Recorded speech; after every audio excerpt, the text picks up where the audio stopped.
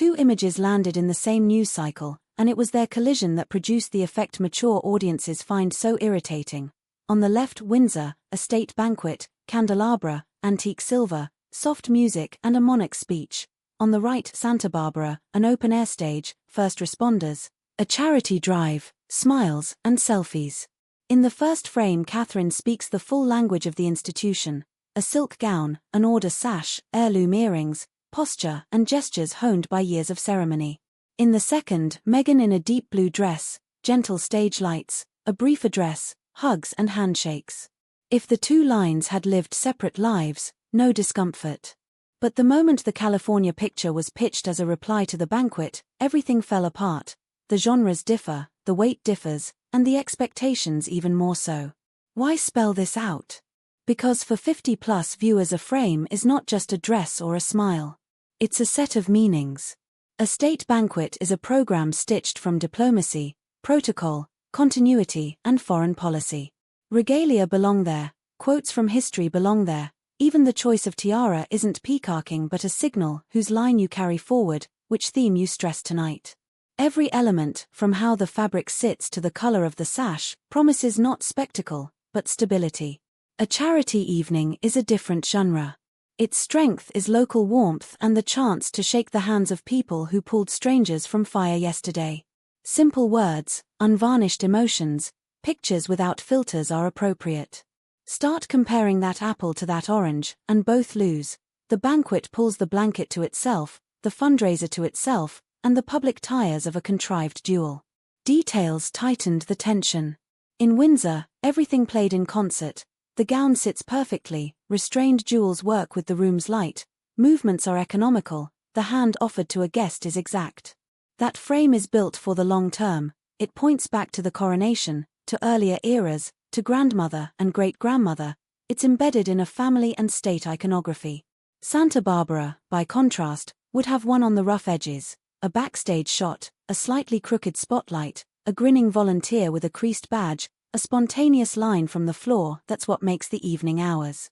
But overlay the living format with the rhetoric of a worthy answer to the crowned glitter, and the sweetness rings false, not because it's bad, but because it's pretending to a scale that isn't its own. Older audiences immediately sniff out the scale swap. People who remember the Reagans' visits, balls under Elizabeth II, Commonwealth leaders received at court won't buy pseudo-parity. They can see what's protocol and what's home format, and they bristle when a press release pretends you can merge both into one bullet point titled Who Outshone Whom. This isn't backstage combat, it's different jobs. One side must guarantee symbolic continuity and signal to the world that the institution is steady. The other must raise money for gear, back people with deeds and words, and give a local community the feeling of a shoulder beside them. That's tied to the second miscalculation, selling the California appearance as comparable by polishing details. Yes, the dress is tidy, the hair immaculate, the smiles warm. But high style, to older eyes, doesn't spring from neatness. It springs from meaning. Earrings handed down from a grandmother Aunt Stone's, they're a thread of memory. A sash isn't a pop of color, it's the acknowledgement of service. A tiara isn't jewelry, it's a symbol of belonging to the house's history. When meaning is swapped for hair tone, bracelets, heel height, it reads as cosplay, painstaking, expensively sewn, but still cosplay. It can please the scrollers, it alienates those used to separating essence from form. Third, not the copy.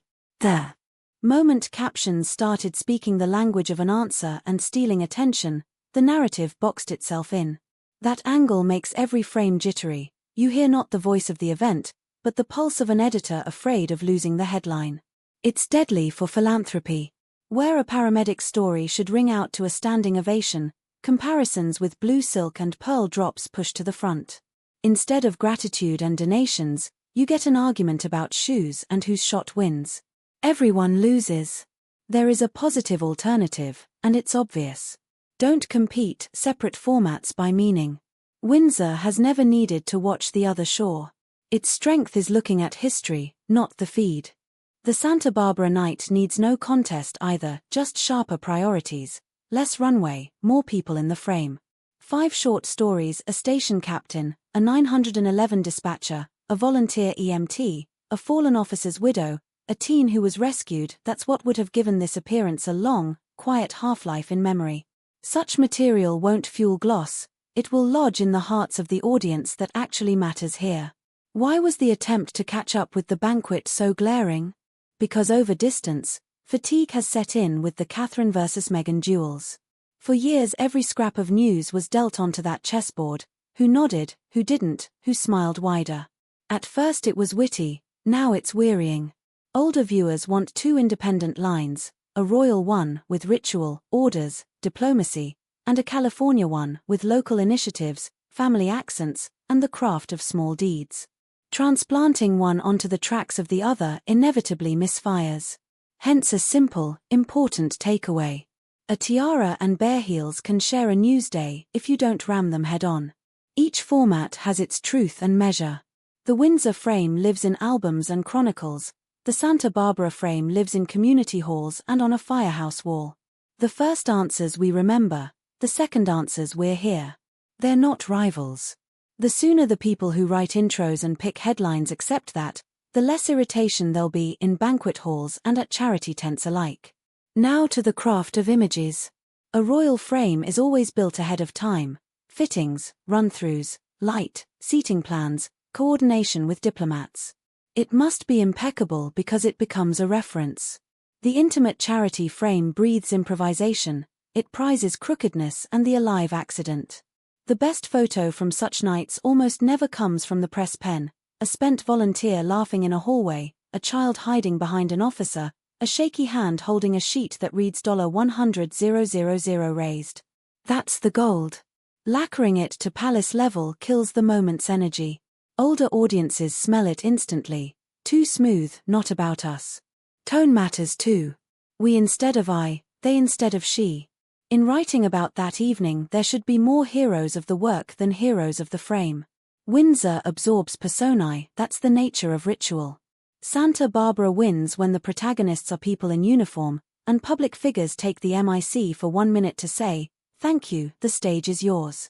That's where trust is born. That's where the irksome whiff of self-promotion under someone else's flag disappears. There's another layer, memory versus fashion. For 50+ this isn't a sneer, it's a working optic. Memory is when earrings are recognized on 30-year-old photos, when a gesture is legible without a caption, when a monarch's words are quoted years on. Fashion is when the feed says wow, then forgets in a week. We need both, not instead, but together. Memory rusts without fashion, fashion hollows without memory. Windsor offered memory that night, and did so masterfully. Santa Barbara could have offered the fashion of simple human things, and won as well, if it hadn't tried to square up against something it neither has nor needs the tools for. Finally, expectations. People aren't tired of charity. They're tired of PR duels. They do want to hear how much was raised, who it helped, and what happens next. They still notice beauty, but will let it go if they feel purpose. And they are tender about scale accuracy. Don't overreach is the mature audience's core social marker. Step toward dress-offs, and skepticism clicks on. Why is this for us? Step toward people and outcomes, and empathy clicks on. Thank you for showing it. A notebook lesson. Strength lies in non-comparability. The tiara is strong where it's a symbol. Bare heels are strong where they say I belong here. When each stays on its own ground, everyone wins. One side gets the chronicle, the other the gratitude of living people. Then next time two frames will again sit easily in one news feed, without nerves, without answers, without dressing to someone else's music. Because every format has its melody, and the best we can do is let it play.